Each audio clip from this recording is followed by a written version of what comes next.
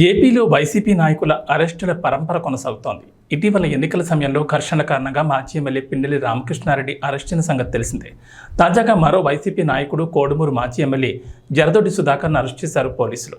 బాలికపై లైంగిక వేధింపుల ఆరోపణల నేపథ్యంలో సుధాకర్పై ఫోక్సో యాక్ట్ కింద కేసు నమోదు చేశారు పోలీసులు. గురువారం కర్నూలులోని తన నివాసంలో సుధాకర్ను అదుపులోకి తీసుకున్నారు టూ టౌన్ పోలీసులు.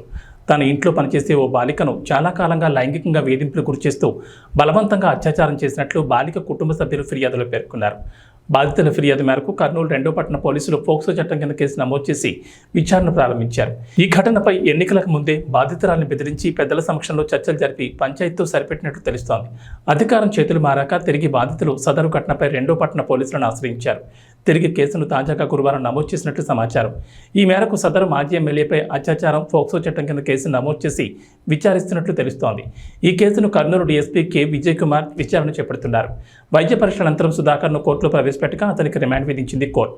సుధాకర్ తన ఇంట్లో పనిచేసే బాలికపై అసభ్యంగా ప్రవర్తించారన్న ఆరోపణలు ఉన్నాయి.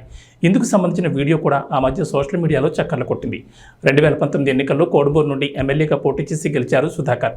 కాగా 2024 ఎన్నికల్లో టికెట్ దక్కలేదు.